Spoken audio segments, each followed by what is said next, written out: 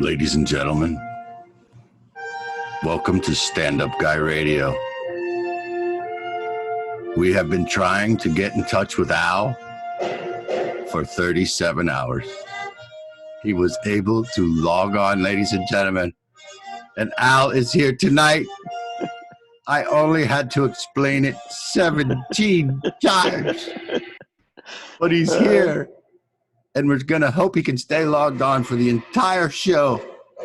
It's an amazing. I'm learning things about Zoom that I didn't even know existed by trying to help Al log on. And here he is, ladies and gentlemen, Al Romero. Let's hear it. Hey, Al, how you doing, buddy? Well, I was trapped in internet hell for 37 hours, like you said. Oh, I don't think people know. I'm so dumb to this stuff. How many times? The funniest part. Go ahead. I think it's we have a little bit of delay. No, yeah. The funniest time is when we try to text, because I text so slow. And so I'm like I'm three sentences behind you. And I love when you go, stop texting. I know, because I'm asking a question that requires, I'll give you an answer. I'll give you an example. I ask a question that requires a simple answer. Like, do you see the settings? No. And then I start to respond to my next step, and I see those little three dots. And I know that you're now going into a defense of why you don't see the three settings. No. It might not even be a defense. It might be I'm so behind that I'm probably saying, so how you doing? Everything okay? I'm like 3 steps behind. You can't make sense of our conversation because what you say and what I say doesn't match. We're completely different levels. I know. It's rough. But hey, for those of you that watched last week, Al and I did work out the what would you call it? You called it the elephant in the room. Yes. See, I thought it was the past. I thought it was over. And then when you brought it up, I was like, oh, God, I don't want to go here again. However, I did, and we did. And I have to say, I learned something from that experience. I learned that it was going to take you a little longer to realize I was right than I thought. I felt the same way. No, it was good. It was good. And then, it was good. So. But another thing that I hate because is when we text also, is that you cannot put the emphasis of what you're trying to say or the humor you're trying to say. It comes across as just worse. Like this morning, remember I said to you, never mind, but I was saying it like the character. Yeah, you have to say Gilda Radner. Right, and you took it like, never mind, So that's why I hate about texting, because you can't put the emphasis on what you're trying to say. Hey, buddy, you're welcome to stop texting me anytime you want. I'm okay with that. So listen, we had a great show last week. I'm drowning. We had a great show last week with Roscoe. A good time. A lot of people watched. Thank you very much. We're really enjoying this. This is our 4th episode, Al. But tonight is actually a special night for us. We have a special guest. And they said it would not last, huh? I know. But he's in the waiting room. And he's a good friend of ours. We've been friends for a long time. He's an actor. He's a comedian. He's a producer. He's in movies. We work together on ships. And we're going to he's nice enough to be on the show tonight. And ladies and gentlemen, I want to welcome to the show Carl Rimi, everybody. Carl Rimi. Let's hear it for Carl. There he is. Look the one at and him. Only, the man, the myth, the movie. I missed the boss on a Friday night. Yeah, dude. Saturday night, man. So what's up with that? What tape this now, and then you show it Saturday, and we watch ourselves talking. Is that what we're doing? Yeah, that's what we discussed before we started recording, yeah. Was it really? That's exactly right. Is it really? I guessed it? No, no, that's what we do. Instead of, nobody knows. It's a mystery. But, like on Facebook, when you can have a watch party, you know what that is? Like you watch something and then it invites everybody that's your friend. It says Carl Rimi is starting a watch party. And whatever you're watching, everybody watches with you and you comment. So what we do is Facebook has a new thing called Facebook Premiere. So you upload the show, and you download the show, then you upload it, and you pick a specific time, and then you share it, and then it comes on that time, and then it starts a watch party. Well, you have to start it, but then everybody knows it's going to be on. It's a neat new feature that they have. It's pretty cool. So and just us talking. So we're gonna comment on. Well, we had about at any time 20, 30 people were watching it and commenting and asking questions about what we're saying. And since we're also there, it's like live. It's the same thing as being live because we're there to make comments about their comments. That's a good call. And say hello, goodbye. Pretty good. You know, yeah, so they're actually next show we're gonna have to spend and then how we do all this crap. Yeah, and then they comment and ask questions that we comment, and they're watching, and then they share with their friends, and and a lot of people watch. So, and then what I do is I upload it to YouTube the same way, and then I upload it to Podbean, so it could be listened to on that way. It can be watched on Facebook as many times. But anyway, enough about that. So, how the hell are you, buddy? What's going on? I mean, when's the last time I saw you? Was at the Phi Delta Kappa, right? The comment. Yeah, thanks for that. That was a good gig, except the system. But yeah, I know. Have you done that? I did the very first one. Me, Perry Sack, and me, Perry, and Lenny did it. And then one time we did it, and they had the light all wrong, and I literally had to go to my car and get a huge, powerful flashlight to use as a spotlight. There's something wrong. They have a system. The speakers are good. It's the microphone that's not. It's not connecting. Right. Nothing's working. Cutting out. Yeah. Right on your punchline. Yeah, I haven't done it yet. I was saved by the coronavirus. No, it was good. Just gonna do it. A few hecklers, but you just handle them. Yeah, they get. Yeah, I know. Yeah, easy to handle. They get a little drunk, and it's that. It's very easy to handle. It's that mentality. What is it?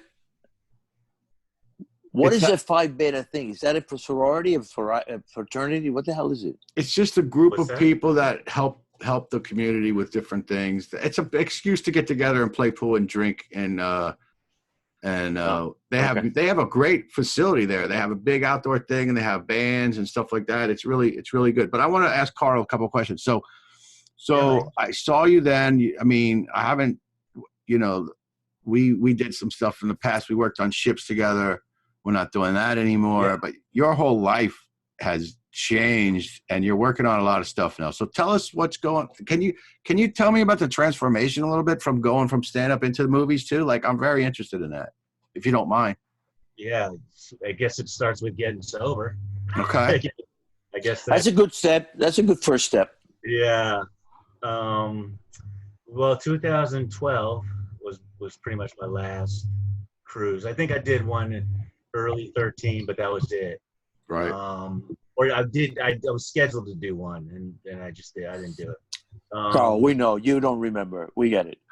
No, you don't remember. I was sober at that. This is the stuff I remember after. I don't remember. Okay. I will mute you. I swear to God, I will. Go ahead. I was like, when I was done with cruising, I was just like, I'm done, and I don't ever want to go back. I'm gonna scrap it down here, whatever I can get, And I still know that I still had connects with the improvs and stuff to open up for a lot of acts.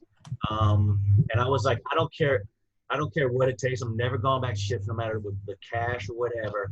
I want to be an actor. I don't know how to do it, but I want to do it. And it's like, I didn't know how to do stand-up back in the 90s. And I said, I'll be a stand-up. I don't know how to do it, but I'm going to do it. So I figured that out. And so I'm like, I can figure out acting. So I signed up for an acting class. And you know, we were talking. I remember when we were doing the Mikey Remy show, you were taking an online acting class. You were really throwing yourself into it. It wasn't online. It was in purpose. But I didn't know, like, every time I took acting classes and workshops.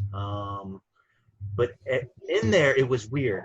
I didn't like the process of the class or anything. Like, I hated doing it. Right. But I was like meeting people who were, trying to be actors, and some were like doing stuff like short films and stuff. So I was like, oh, okay, that's interesting. so I would talk to them more.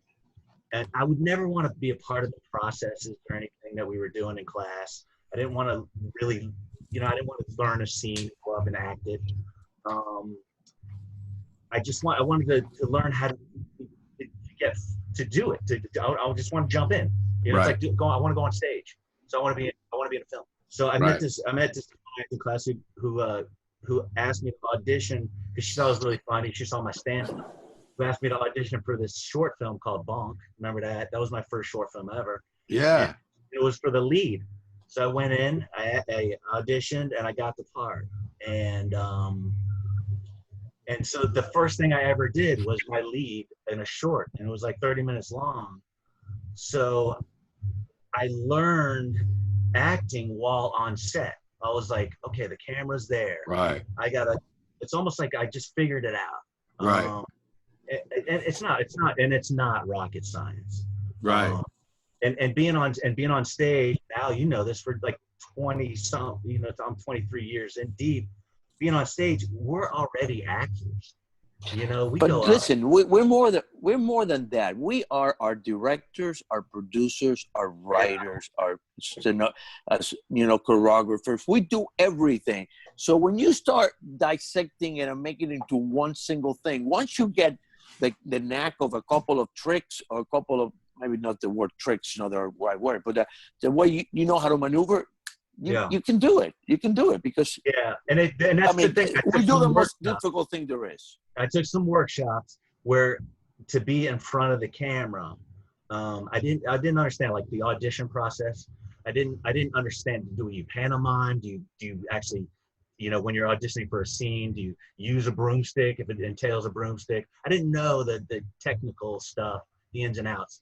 So I took the class, like the big casting director in town, Lori Wyman's class. I took her class. Yeah, I know her. Yeah, and I took it green, and they say no, you're supposed to know what you're doing when you go in there. Like I'm trying to learn. Yeah. Like I know. They're like, you don't want to get in front of her if you don't already know what you're doing. And I was in front of her. I didn't know what the hell I was doing. I was like, and I was green as hell. But that's only because I was new at the game, and then I learned through the process of doing all this stuff. Like, oh, I'm doing it that way. So it didn't take me a long time. It took me a few months to figure that out, figure all the technical stuff out, figure all the stuff that I'm paying money for this class. I don't need it. I'm wasting money on this workshop, wasting money on that. I waste a lot of money on these workshops to figure out I don't really need any of these workshops. And I was getting roles after I did Bonk. I was getting stuff. After that, they'd see, like, I'd meet somebody on set and be like, "Hey, you'd be great for this," or I'd go on backstage and look for a student film or some the small stuff. And then I got my role in the first feature film, and that was through networking. So it was all just pretty much easily networking that got me started. And then there's really nothing down here. So the years go by, and I'm creating my own stuff. I'm doing some web series and stuff, and writing my own stuff, and then acting in a lot of stuff. But then, like, unless you're their favorite in the casting department, you're not going to get called. Like, I only got a few auditions, and I took the classes, I played the game, but I only got a few auditions to audition for small parts, like one line here in Ballers and one line here. And I don't want to have one line in Ballers. I want to be the main guy in the movie. I get it. Like, I don't care. I know. If I was in a Marvel movie at one line, I'd rather not do that and shoot a small indie film that I'm passionate about. Right. I wouldn't care. I wouldn't want to be in Star Wars. I don't care if Star Wars called me. If George Lucas was on the phone going, "Hey, man, if you just, right this way to your ship, sir." Right. And that's my line. And let me ask you a question. When you were talking about the commercials, knowing this and knowing that, when I first started, when I got my first national commercial, we've made a lot of money on it, and I got insurance for about 3 years. That's awesome. I was living in LA. I had a roommate, and I went back to our apartment, and I was telling him that I finally knew what to do, how to stand, what to do, what to say, how to fuck with them, how to make them laugh, whatever. I said, I think I have it down pat. So I did the commercial, shooting the commercial. I became fairly friendly with assistant director. And he told me that the reason I got the commercial was because I had a mustache. That's Had it. nothing to do. Nothing. It has nothing to do with acting. Well, that's commercial. So what I'm saying is that exactly commercial. I thought I knew what I was doing. I didn't know shit. I got it because I had a mustache. It don't make a difference what I knew. I've auditioned for so many dumb commercials. Like the audition process is ridiculous. I've done 50 commercials. I've done way over 50 commercials, and a lot of them are like infomercials and stuff like that. But it's like acting day job. There's just, you don't feel good about it. I don't feel like I'm an actor when I'm doing a commercial.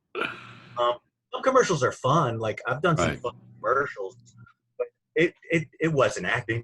You know, like there was technique I needed, or I didn't have to get into the character. But then, You have nothing to do with it. Fast forward to making a movie. Yeah, well, okay, well, that's the whole process. It's learning. Like I've done so many things in such a short amount of time down here, which is hard to do here. Like, and anybody who's really trying to be an actor down here, I don't know how you can do it. You can't maintain a living. I know. Once I moved down here, my acting career was dead. Yeah. Oh, yeah. And people are just lying to themselves if they're not. You could get lucky.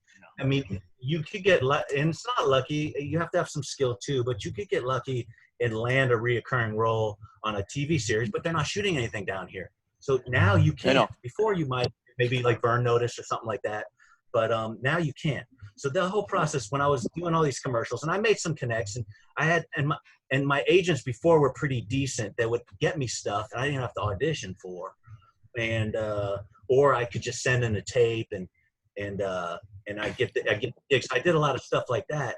So, but being on set, being on set gave me I saw what was being done wrong. I saw what was being done right. Behind the camera, in front of the camera, acting wise, who I'm working with and stuff. And I was like, I can do this myself.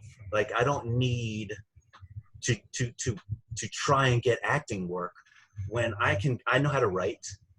I know how to be a filmmaker. I don't know how to shoot. I don't know the technical stuff of being a DP. I've worked with some DPs. I know DPs. I know assistant directors. I know people who can do the other parts of the business that are really to editing and whatever. I know I can write. And I know I can act. Two things I know I can do. So now it's like, okay, what else can I do? Let me try producing. So now I'm like producing, basically putting the team together. So that's basically what I did now is I'm producing a feature film, my first feature film. And I want to backtrack a little bit. This is why I didn't go to LA, which you have to go to LA. You have to go to LA. You have to go to Atlanta. Like Al was doing. He was doing the right thing back in the day, because you're not going to get seen. We're not going to get seen as comics down here. Yeah. Like no. Going to see it. Like, nothing happens down here. Nothing happens down here. And the reason why I don't mind opening up for these big name acts is I get to meet them. They want to be in my movies, you know? I can meet them and they can see what talent I have. I usually make friends with them. They like me right away. They like my stand up. And they like Rappaport, Michael Rappaport. I have his phone number. Like he's like, I want to work with you again. And I was, and then I was saying, you ever think about doing an indie film? You know, and he's like, or like Jeremy Bevins and like Bevins, right? Yeah, exactly. And because they respect what I do on stage, so they know I'm not just gonna give them garbage. Yeah. And my scripts are good, man. And so I didn't go to LA, and I never went to LA because you know the story. I take care of my mom, and I was on cruise ships, and I just never did. And people will always tell me, you should be in LA. Why aren't you in LA? Like even Dennis Miller was like, you should get to LA. Go to LA. But it just came to, I'm too old. I don't want to go and grind it anymore like that. I'd rather grind here. And I don't want to sell myself out. Do your own thing. You want to do your own thing, basically. And I want to show everybody that you can do it here. Because I mean, people try and do it here, but it doesn't turn it. They settle. They don't have the sound. They don't have the right shooting gear. They don't have the right actors. They just settle. They just want to put their friends in something, call it a movie. They don't work on the script. I take everything is so calculated for the film that we're going to do now. We're shooting on the best gear. It's going to look cinematic. It's going to be made for a real cheap amount. In the standards of even low budget movies, it's not going to be $1 million, but it's going to look like $1 million. I got great actors that are because they want to be part of the project because they read the script. You know, what's the name of the movie? What is it about? This one's called I Possessed. This is the first one we chose. It's about a group of 30-somethings that meet up in a now it's a house in the woods. So it's a farm, and my character is an ex-military guy. He's got PTSD. He brings his sister over who just got out of a bad relationship, abusive boyfriend. He's got his buddy coming over who was an ex-Marine. He's now a psychologist. My girlfriend's coming over and her sister. So it's just the group of them. Come over for like a housewarming party because he just bought the farmhouse. And all this stuff, you know, is happening stuff throughout the night. And it's all the calm before the storm.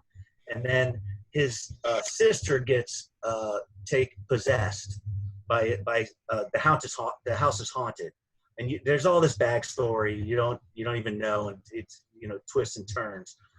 She gets possessed, and the demon inside her asks us to make a pact. If we stay the night, then she'll release her in the morning at 6 a.m.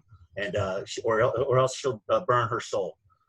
So we all end up staying, and throughout the night, the demons, the secrets and demons that are inside each of the characters start coming out, revealing themselves. So it's all about their demons. Not even it has anything to do with the girl being possessed by a demon. It's pretty much orchestrating the individual's human side demons that come out throughout the night. So everybody. It's like about spring break. Yeah, exactly. So everybody starts. You know, people. I can't even say a lot because I know, brother. Of what's going to happen, right. But you don't know what's happening. You don't know what's going to happen to these characters. You don't know what demons they're all hiding. Yeah. They all have secrets. Yeah. And they start popping up throughout the night. So it's intense. When are you going to start shooting it?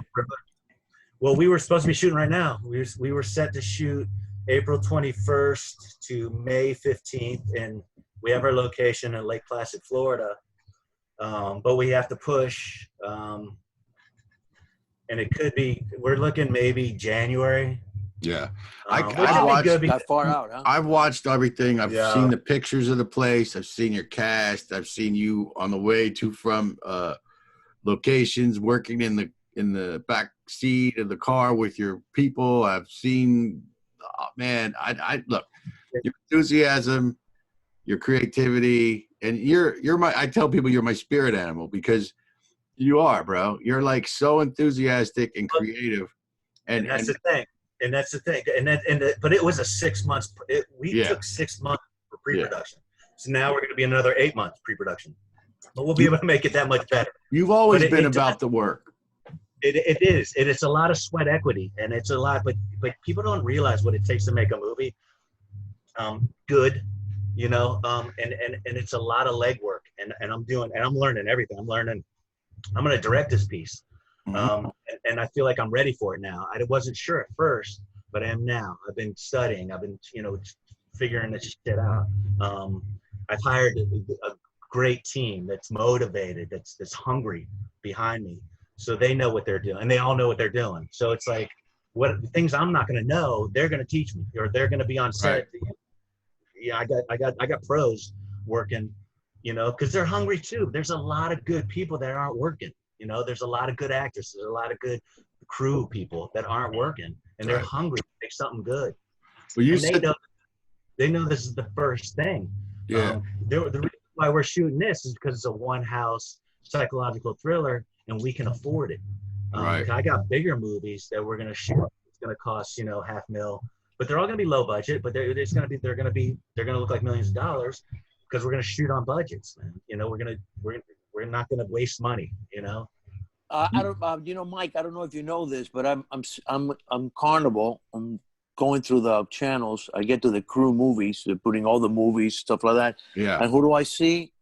Mr. Carl Rimi starting in a movie. And I go, wow, that's perfect justice, man. You know, success is the best revenge. Yeah, you know? he used to say that to me. So now all those cruise directors, all those fucking prick are watching him on TV every 2 hours. Dude, what's that really? Was it really going on? Yes. Yeah, well, not every 2 hours, but I mean, no, I know. You know what I mean. I remember. You know what's funny about that? But was it in a security video? Was it a movie or security video? It was Love and Hostages, right? Love and Hostages. I wonder how they got that. Did anybody else on the ship recognize me? You know me. I go in and out. I was only there for a couple of days. I heard it from you and Noonan. Noonan told me that. Hey. Oh, yeah? Al has at the end there, Al's back was thrown out. He was literally being wheeled to and from ships in a wheelchair and to and from shows in a wheelchair. Yeah, man. I was for a month on a wheelchair. They would have to wheel me to the shows. I'm back. Why? On immigration one time, I had, like when you go to the back to front and you have to go immigration in the middle. Yeah. So, I told the guy, listen, man, I can't walk. I mean, so he said, well, I'll get you a waiver. I'll talk to your American citizen. She'll be no problem. So they said, no, they had to take me on a wheelchair all over the place because in order to get to the elevator, it's not the same place as where the rest of the people walk. They have to go through the end of the world, come back. And by the time I finish all that, the guy looked at me and go, okay, and let me go. All of that. That's the frustration of working on the ships and people don't understand. Little bullshit like that you have to put up with, I just want to say something that Carl said to me recently because I'm working on something too. And I'm not going to talk about it because I'll never forget what he said to me on the phone. He said, Mike, don't talk about it. Be about it. And that day, I downloaded the software. I stopped working in a notebook and I started writing because I have this idea. I told you about it, Al, when I was at your house. And you saw how passionate I am about it. And I kind of feel like, look, I don't have the experience you guys have, but when I was in plays with no acting experience, I was doing the play. When I started stand-up with no stand-up experience, I figured it out. I figured things out too. We can figure things out. And I'm very much like Carl. I just haven't been as driven and committed, but I'll never forget that. He said, don't talk about it, be about it. And Carl has always been driven like that. Even with your stand-up, bro, we would be on the airplane at 8 o'clock in the morning, 7 o'clock in the morning, going to a ship. And you would be like, man, listen to this, man. Listen to this thing I wrote last night. And you couldn't wait to tell us, man. Let me ask you about, no, it was great. Let me ask you about stand-up now. We were talking, Al and I, because we haven't been able to do it for a while. Some people are worried that they're going to forget their act or something like that. Like, I don't have that concern. What do you think about not doing stand-up for a while? Yeah, well, we're worried because we're all neurotic. Yeah. I'm gonna forget that. When I'm gone a week, I'm like, holy shit, do I have any jokes? Oh, yeah. But I've been out of stand-up for I think the longest was when I sobered up and got off the ship. It's probably a month or something. Yeah. But you're rusty. Yeah, you're gonna be rusty, but you're not gonna forget. Yeah. I took off 3 months without doing my act. I was doing a movie in Morocco, so there was no place for me to try it at all, even if I had the days off, because they don't have the comedy store, in Morocco. So I went 3 whole months without doing my stand-up. And when I came back, man, it just clicked right back in. Yeah, it just clicked right back in. And personally, I've been doing a lot of same bits for a lot of years. Yeah. I don't have a special or anything, so I'm gonna, but I'll write new bits. And my newer bits, I was actually rolling through in my head just yesterday, going, "Oh, I remember." Just recall it or write it down. Do every week. You write your set list down, and then you'll remember. Or go through a joke, start in the middle of a joke, and it'll come to you, and you'll be like, okay, I'm still good. But yeah, I've been doing these bits for so long, and riffing on them, and rewriting them, and adding to them. So it's I think it's stuck in our brains. Because for me, what I do is it's there, and I've been doing the same stuff for so long. But what happens is I throw myself into a conversation, And then all I do is figure out, how do I introduce that bit into this conversation? Like, how do I get there? I find my way there. I get there, or somebody will trigger it, and it's all in there. And then I'll just like talk, and then because it's all these topics, because of the way I wrote them, because they happened in real life. All I have to do is recall my memory of real life experiences and then tell it the way it was written in the joke. But I'm not worried about it. I think it's going to be fine. I'm getting new stuff. I'm getting, this stuff is helping out with the writing process. Yeah. Like I feel like it's a good break. It's kind of like the thing I am worried about though with this 6 foot and the masks and stuff. Like, are they going to open at 25%? Are they going to be wearing masks? Like, you can't do stand up and everybody's wearing a mask. I don't care. Dude, I had a conversation. Somebody owns a comedy club in Florida. She posted on Jackie, right? Yeah, she posted. I'm not gonna say the full name. She posted on. Yeah, well, that's just the name of the club. But anyway, she posted on Facebook. Do you think we will be able to? Do you think comedians will be able to do a show with a mask and have a mask on the audience? And I said, no. But then she proceeded on with, well, if a comedian can't make people laugh without showing their face, they have no business doing comedy. And I was like, first of all, not about them. Fuck them. You don't. You telling us, you asked us what we thought, and then we told you, and now you're saying we have no business doing. I said 90% of communication is nonverbal. Okay. Well, here's the thing, though. We can do it. Yeah. I've done plenty of shitty gigs. Yeah. It's just not going to be a fun gig. No. I don't like we're not, especially if like the acoustics are bad, because a lot of times you can see them laughing, but you can't really hear it that way. Right. But it's not going to be fun for anybody. It's not going to be fun for them either. They're going to be self-conscious about it. And I'm going to have to spend the first 17 minutes talking about the mask, you have to address it. And then every comic before you is going to address it. So you got to think of their new shit to address it. Yeah. How many mask jokes are, They're doing drive-ins now over in the West Coast. They're doing drive-ins. See that? I would never do it. They'd be like, hey, you want to do it drive-in? I'd be like, nah, I'll talk to you later. Like that would be my conversation. They're sitting they're not inside the car. They're sitting on the hood of the car. So they're outside. So it's still comedy outside, Yeah. Hey, listen, I perform on Jones Beach, which it couldn't be any worse because the stage is a floating barge. You have a moat between the stage where the pier starts, and then you have like a bunch of feet until the stand start, and there's 10,000 people. Yeah. That's the worst scenario, and I had a great show, man. I'll tell you what I have done. I started a little side thing too. My cousin is a bigwig with Cisco, and he has salespeople all over the world. So he goes, Mike, what would it take for me to hire you to make my sales team? It was like 20 or 30 people to go on a Zoom. Well, actually not Zoom because they own WebEx, so we had to use WebEx. If he knew I was using Zoom, he'd be pissed off. But anyway, what would it take? And to get you on and just, what do you want me to talk about? He goes, I just want you to make them laugh for like an hour, bro. Just like whatever. And I did this Zoom with them. And the first one was a little bit like tense because I'm looking at all these millionaires or people with a lot of money and power. And I'm like, why are they watching me? I'm sitting here in my underwear, whatever. But then the next show I said, he goes, Mike, just relax and be yourself. So I started like talking to them and actually for an hour, and I do therapy online now too. I do counseling with teenagers and I have to say like I am very good at keeping them engaged.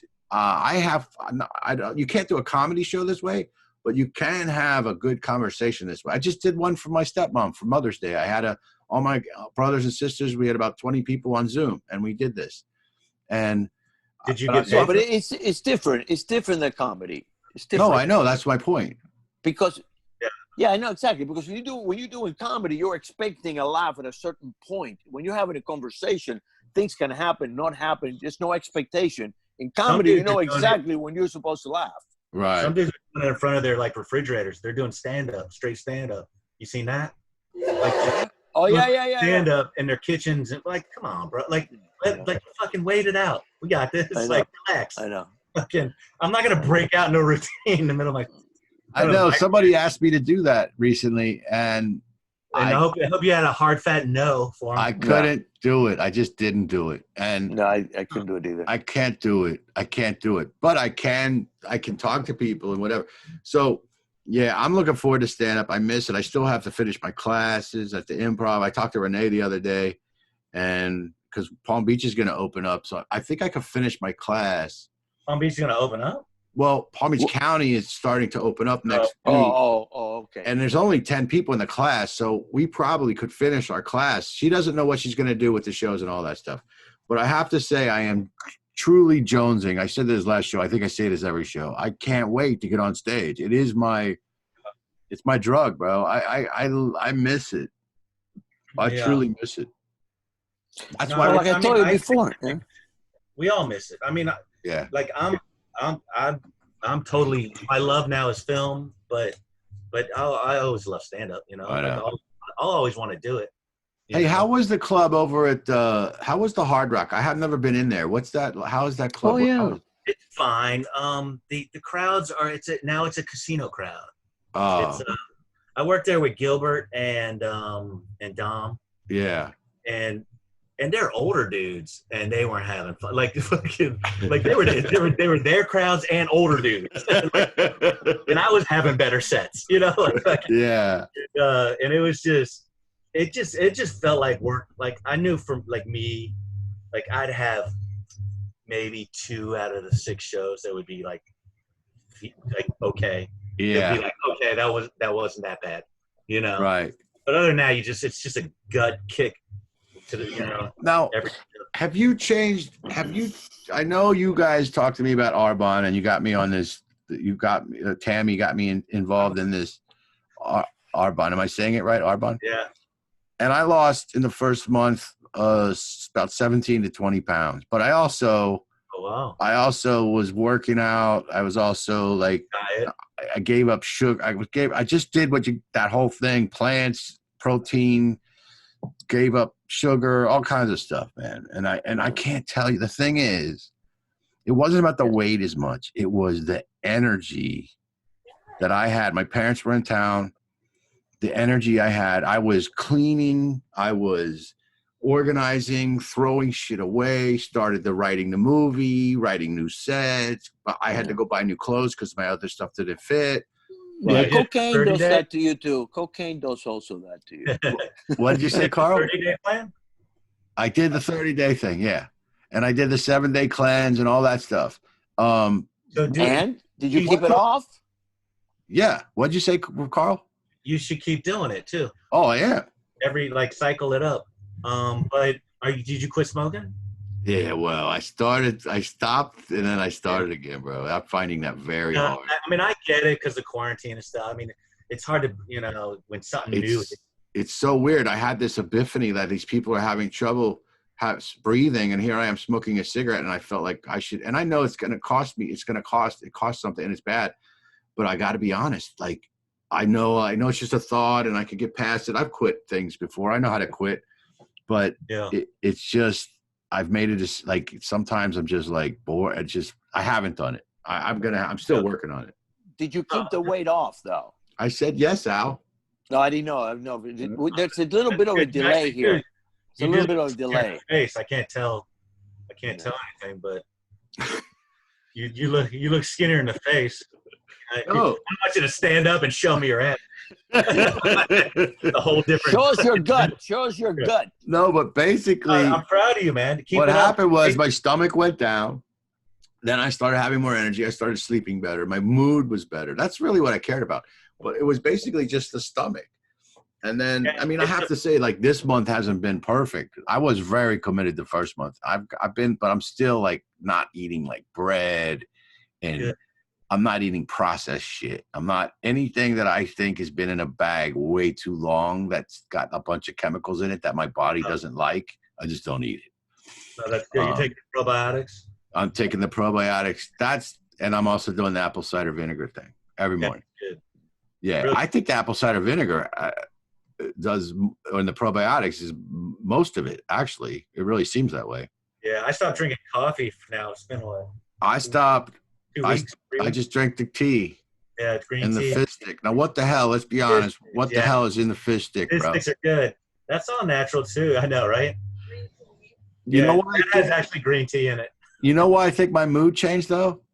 The B12. The B12. Yeah, B12, B6. Because some people need B12. Like I remember in Alcoholics Anonymous in the very beginning, Bill W., they were like experimenting with B12 shots and stuff like that. My mood was like night and day. It's definitely B12. So you don't eat any sugar or anything like that, Carl? No, I eat pretty clean. Like my cheats now have just been popcorn. We watch a lot. All I eat is sugar and lard. Sugar and lard. And lard. That's all I eat. I think that's the. I mix it together. Tastes really good. Let me tell you. I would not leave the house without your mask. Is what I'm trying to say. I know Al started. You were telling me earlier today. I've known him a long time. He helped me get on the ships. We talk all the time. We were like, we should do a podcast, so we did. But he has so many great stories. But you were talking earlier about this story about how you almost got on the Tonight Show and you didn't get on. No, how I did not get the Tonight Show. Yeah, how you did not get it. Yeah, well, I was still with my manager, Roger Ailes. Remember the first podcast that we did? I told you I had that big manager that signed me with William Morris and all that.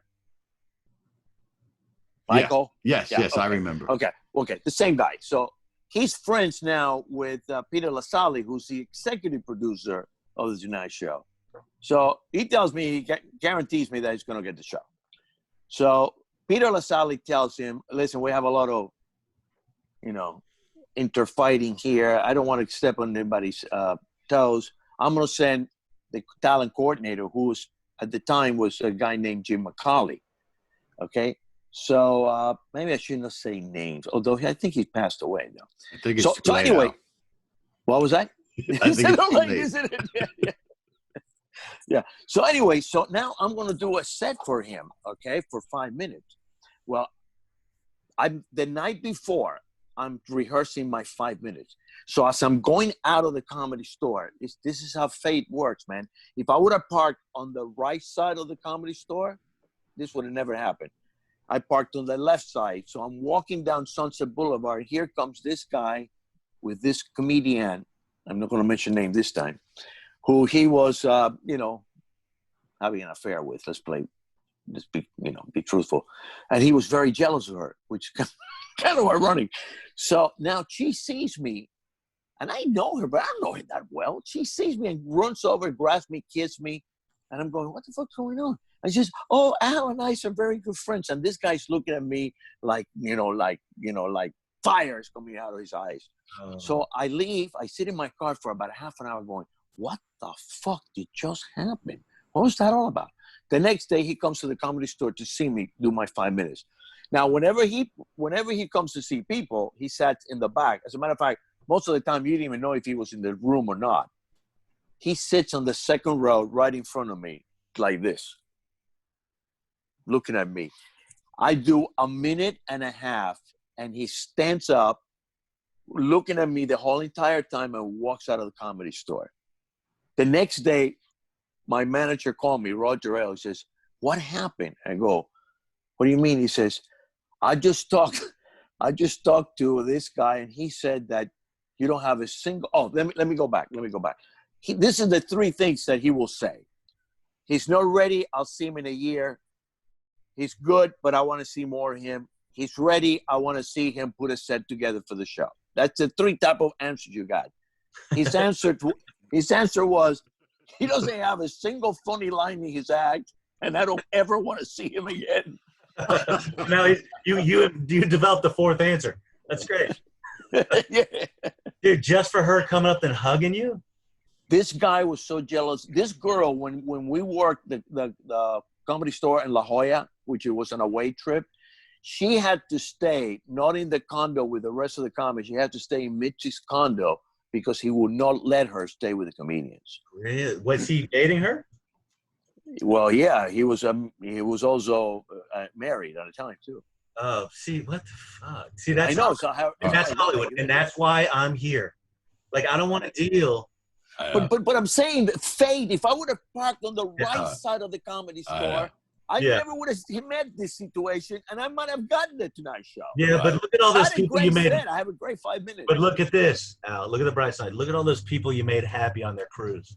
Not only that, but I'm doing a podcast with the two of you. What more could I possibly have? Hey, Al, look, you've survived. Look where you are now. Let me ask you. I'm going to throw a quick. Yeah, look, I'm making sushi.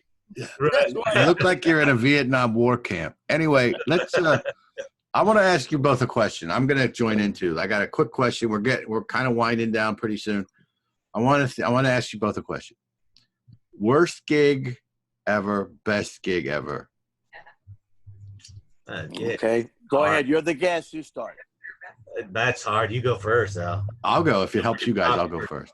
Go ahead. Go for it. Since I knew I was going to ask it, I should kind of go first because I thought about it. Worst gig ever was the stupid decision on my part to be in the Carnival Comedy Challenge at the Hard Rock Improv when there's nothing. I was there. I know you were, Carl. That's why I bring it up. What could possibly go wrong? Here we are. Michael Panzeca decides to do stand-up comedy in front of cruise directors who have seen him 300 times and a group of young comedians who want his job and their friends.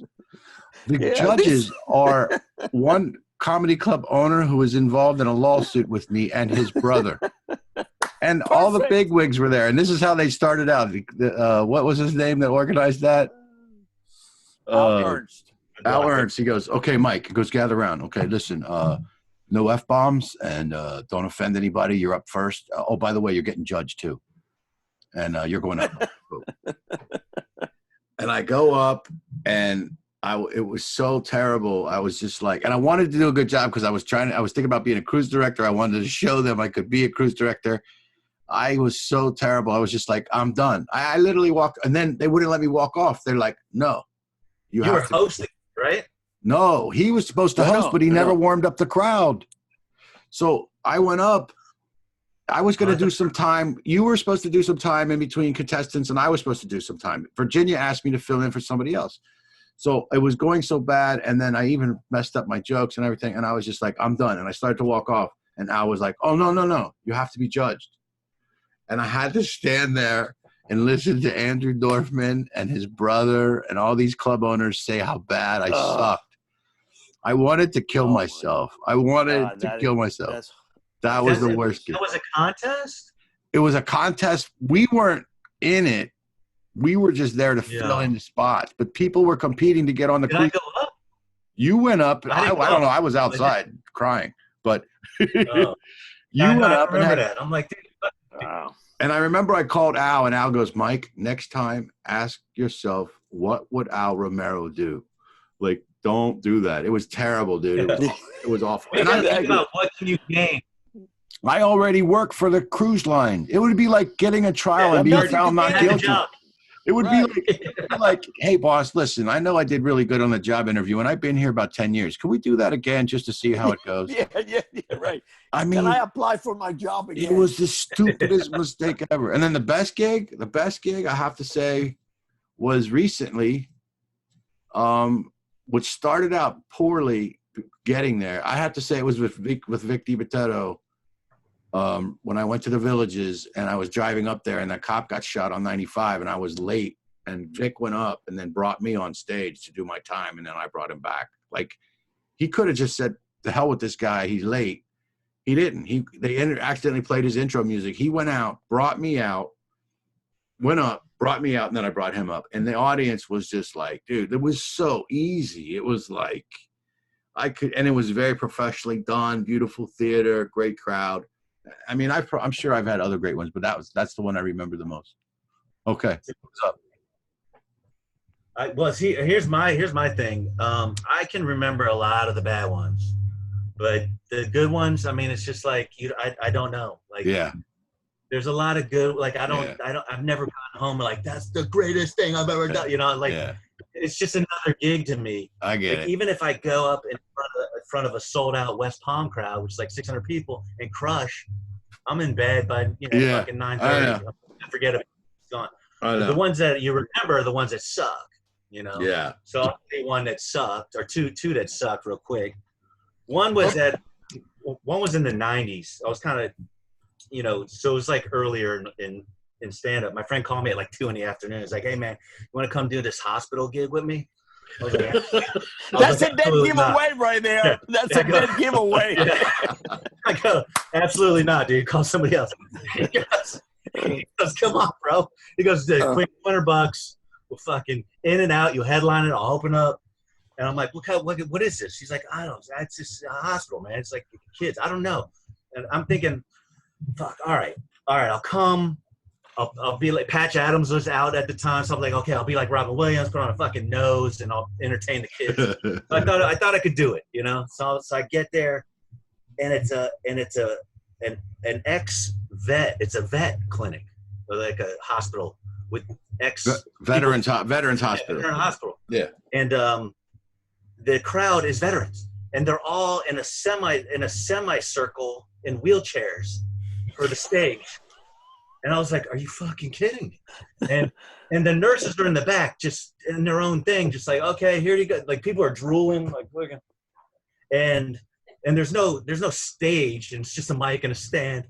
He's like, I'm not fucking doing it, bro. Like, and I was like newer at the time, so I'm like, it's like that first time when that your mom tries to push you in a pool. You've never been into a pool. And you're like, I'm not gonna go. I'm not gonna do it. Like, that's how I felt. That anxiety. Like, I'm not fucking doing it, bro. Let's walk right out of here. Walk right out right now. He goes, come on, man. I'll do 20 minutes, bro. And I'll bring you up. You do 45. I'm like, what? 45? Are you fucking sleeping? Like, these people are sleeping. So he goes, come on, man. It'll be good, man. Trust me. I do 20 minutes. I go, okay. Stick to your fucking 20. And so he goes up. And I think it was, and I'm being generous, 2 minutes into his routine. You guys ready for your headliner? I was like, I'm out. Walk out of there. Dude, I was like, 20 minutes, my ass. Like, he bailed. He didn't even give it a chance. Did you go up? Yeah. I was like, fuck. Because I got thrown in the pool, and he announced, and they all, like, fucking turned their chair. Like, I don't know. I felt pressured to fucking guy fucking moving his chair. And they gotta come up. And so I get up there, and I start going in. Like, I was like, hey, my first joke was, I guess I'm not getting a standing ovation after this. Fucking, I thought that was brilliant. Nothing. I was like, oh, shit's gonna be a rough ride after here. So then I'm like, the first one's gold, people. And then I just start going into bits, like dumb bits, like just fucking bits, not even acknowledging the crowd anymore. Like, oh, I was in a strip club, and like, you know, like, just, enjoy Mike Panzeca. And this one guy starts fucking heckling me. He's like, but he has like a half an arm. He's like fucking with his nub. And I was like, well, at least I have all my lip. Like, I literally was like, stop pointing your nub at me. And I was like, you fucking kidding me? I can't remember the exact what I was saying. I was saying to this guy. Then this guy in a wheelchair just fucking rolls right by me and on the floor. And I was like, hey, man, can I get a ride out of here? You know, like, nothing. Like, I'm killing with this shit in my head. I'm like, this shit is hilarious. And I made some other comments and some guy drooling on himself. And, you know, like, I had good shit going with the audience, you know? And I was like, this is going to be like Awakenings, where y'all, at the end of my set, you'll stand up like, oh, we're all fucking alive. You know, like nothing. And so then I hear this one dude in the back, like fucking, he's like a torso, like literally fucking walking with no legs. No, he wasn't walking because he had no legs. But he was one of those scooter things and mowing up, but heckling me from the back. And as he's coming forward, but saying shit. Like, he's almost like, when I get to you, I'm going to kick your ass, motherfucker. Like, I don't know what he was saying, but it was like, he kept talking as he's moving forward towards me. I was like, is this shit real? And I look back, and the nurses aren't even looking at me. And I'm like, is this guy charging the stage? Like, trying to kill me? Like, I don't even know what's going on. He's having a flashback, like an Agent Orange and shit. Like, I'm the fucking guy that fucking flew off his legs. So then, right when he gets to me, I fucking give him the microphone. He's going to take it from here, everybody. And I hand him the I give him the microphone. I run out. And I grabbed the jacket. Let's get the fuck out of here. And so I walk out. I'm like, don't even fucking talk to me. I'm like telling the dude. Did you get paid? Did you get paid? He got paid. He got paid. Good. Well, at least you got paid. I didn't even care about the money. I was like, fuck you, dude. Don't even fucking talk. I get home and he goes, yeah, the guy called me. And he's like, hey man, it was good. It was good. But the nurses said you guys went a little short on time. Do you think next time you guys could go a little longer?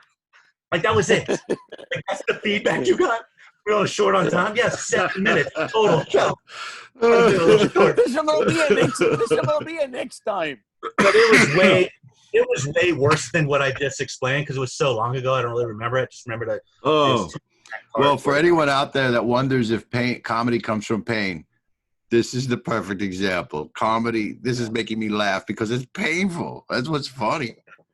But you get used to it. We're thick skin, man. Hey, Al, can I tell? Hey, I have more than one of the bad experiences, but I'll tell you one, a short one. I'm working a cruise ship, right? And it's one of those Enough said. Panama Canal cruising, which for some reason people want to cross the Panama Canal and die. There's something about it because they're all very old. And this is a Princess Cruise Line, right? So it's even older. So I'm in a room. It's about 700 people. It's a small ship. And I go up and this guy is a stereotypical British, sleazy, slimy cruise director, with wearing the Hawaiian shirts and stuff like that. So he brings me up and he was horrendous. You could hear 700 people. You could hear people in the back going, that's how silent he was. So now I do the 30 minutes that I was supposed to do, like in 12 and a half minutes. And I didn't cut it short. I mean, I did what usually takes 30 minutes in 12 and a half minutes. So I get off the stage. And the first thing the cruise director says to me, no, that sucked. I don't know. He says, you were too short. And I go, you wanted me to bore them even more? They hated me. Why would you want me to stay there longer? They hated me. What's the point? He says to me, what are we going to do for the next show? And I go, what next show? There ain't going to be no next show. I quit. The guy says, you can't quit. And I go, really? Yeah, I quit. I said, I'm not going up. I said, you can't quit. I said, really? You're going to make me go on stage and force me to do the jokes? Is that what you're telling me? I said, I'm not doing it. If my agent would have told me how old these people were, I would have never taken this gig. Yeah. So as soon as we crossed the Panama Canal, they kicked me off the ship. They threw me off. But I told them, no, I didn't do it. You didn't get paid? I did get paid. Interesting. I did get paid.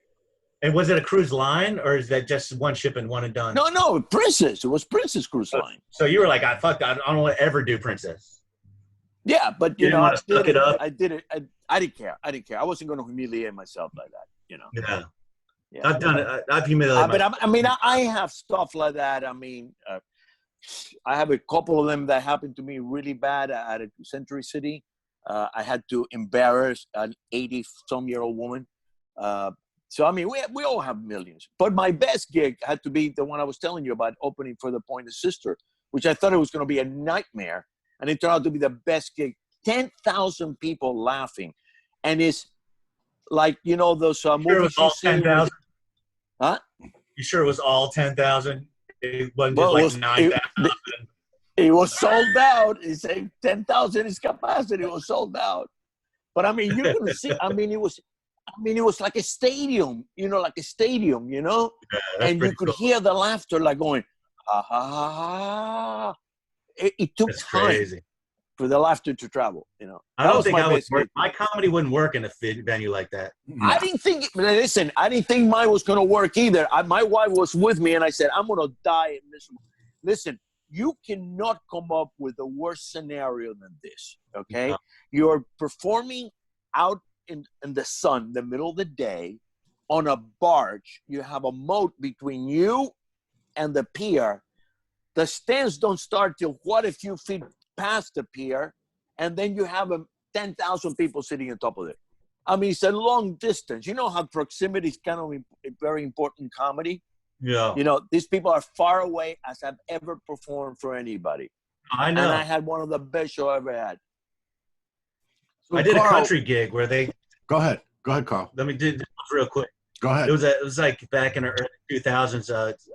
The chick that ran one of the improvs got me this country gig in front of this country music singer in the swap shop area in this big tent.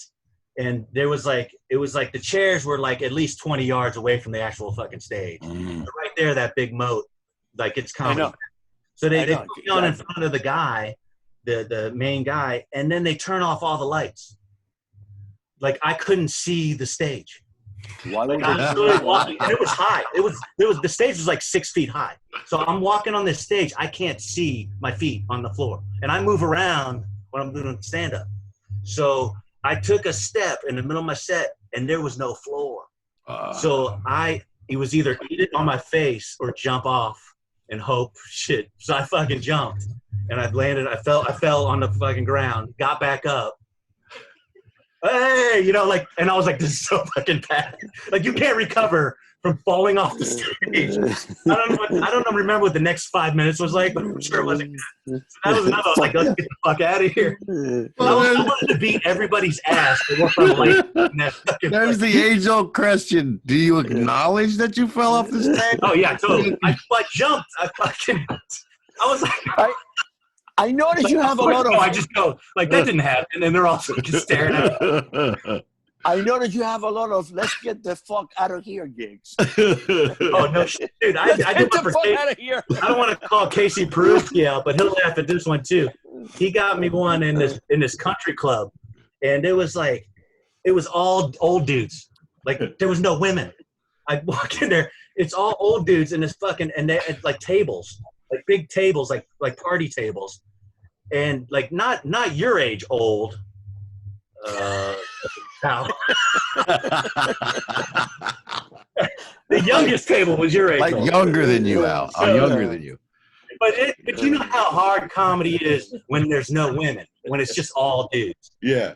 So. Oh yeah. So right before that's true. That's true.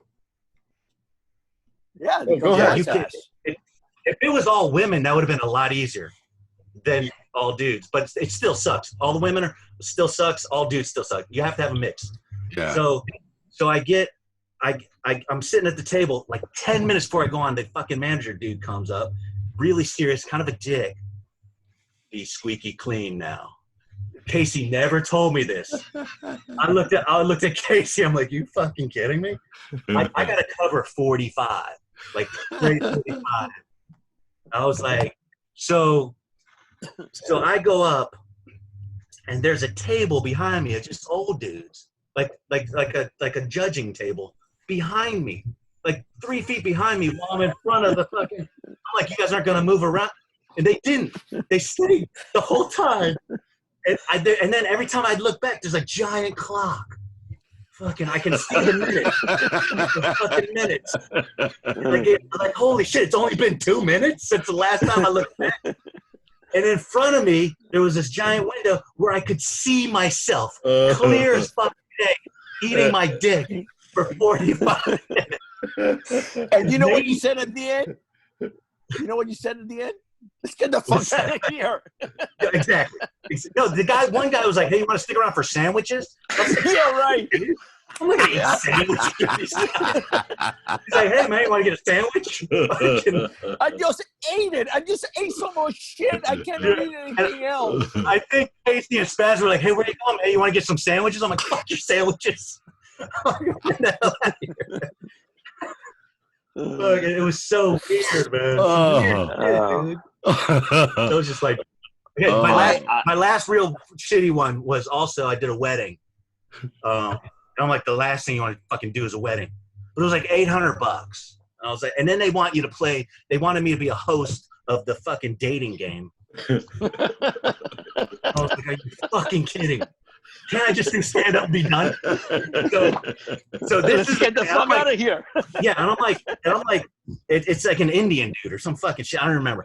But So I get there and I'm sitting there for a strong hour. You know, you got to wait when you go to these things. Strong hour and a half. Seeing all these people are looking at this white dude, because I was straight up the only one looking like I was. It was all Indians and fucking whatever. And so he comes in, he goes, hey man, and he pays me $800. I'm like, oh, thank God. So he paid me, so I don't have to worry about it. So he goes, yeah, it's all in that room in there, and there's no chairs. It's just fucking, it's like they're all mingling and standing around. So the DJ booth is up at the end of the place. So we go in to the end, and he goes, how do you want me to introduce you? I'm like, aren't you, and people going to sit down? They're like, no, they're just going to be standing up and just chilling out. I'm like, they're going to be standing. Like we're gonna be at eye level, just hanging out. Like fucking, I'm just gonna have a microphone. Yeah. How about the people on the back? Exactly, fucking exactly. So he just walks out. Nobody knows who I am. Walks out, goes, ladies and gentlemen, Carl Rimi. Hands me the doesn't say who I am. What am I doing? Like, here, we have a comedian for a special fucking thing. Comic coming up, just like, hey, Carl Rimi, boom, hands me the mic. I was like, well, thank you, whatever this dude's name was. And I tell them what I do for a living, and then try to do that thing I do for a living. And like I was literally 8 minutes in. Like, oh man, and he fucking walks over. He's like, yeah, I'll save you. And I was like, you motherfucker. And then it wasn't that bad, because the dad always just left, get the fuck out of here. I'll never see these people again. They'll talk shit. That was the worst comic I've ever seen in my life. No, you're the worst fucking crowd. Sit down. And so then I have to do the dating game shit. So I'm fucking interviewing and fucking dancing like I was like, are you kidding me? And I had to do 2 back-to-back games. After you ate it, huh? After you ate it. And that I sucked at too, because I didn't care about these people. I was like, oh, that was a crazy answer. I was like, it was like the longest dating. I think that tops it out. I do a gig in Al, hold on a second, because we gotta wrap it up. But you're gonna have to wait till next time to tell yours, Al. But I got more too. Actually, we should do more of this because they're funny as hell. We should just do one where we could just shit on these people. Yeah, talking about bad shit on her. But so listen. So what? Or it's not me. It's the audience. We'll call it that's the podcast. Not me. It's you. How can people find you, Carl? What do you want people to where do you want people to find you? People haven't found me since I've been starting doing stand-up. They ain't gonna listen. They're gonna be like, I saw him on this podcast. No, but how can we watch out for this? How can we watch out for your movie? And well, when it's done, I'm gonna be blasting it. And and I got some heavy hitters. I got JP Sears in it, Guy Torrey. Yeah. So we're gonna get it out there. All right. And we're gonna promote the fuck out of it. But you've done other movies. You have done other movies recently, right? That we could. I did. I mean, on YouTube, or go to whatever and watch it. Yeah, there'll be one that's coming out on platforms eventually called WDED. It's a zombie film, comedy zombie film. It's pretty good. We shot it at the Bone radio station with all those Tammy was DJs in there, right? and stuff. Yeah, I got Tammy to roll. It was funny because my buddy Mo's the writer-director, and he wanted me to star in this film, and it took a lot out of. I lost a lot of money giving up gigs because we could only do it on weekends, so we had to shoot them piecemeal because we only had the radio station on the weekends. So I would have to drive up, lose gigs, but whenever I say I'm going to do something, I do it. So I did this whole movie for him, and then it was like we were doing a pickup scene. And he's like, well, I got this one last scene that we're going to shoot. And I said, my girlfriend's flying to town. Can you give her a part? Well, and I feel, I got the part for her and told her about it. And because I knew he owed me a favor from doing all this shit. So he wrote her 6 pages of fucking dialogue. I was like, just make her a quick zombie and we'll just fucking, But no, he wrote her 6 pages of dialogue. Wow. And I go, here, baby. This is That's awesome, and it was the nastiest, raunchiest, but it was hilarious. All right. So, dialogue. And that's she awesome. doesn't curse. Hold on now. Hold on. And I gave her this, and she fucking did it.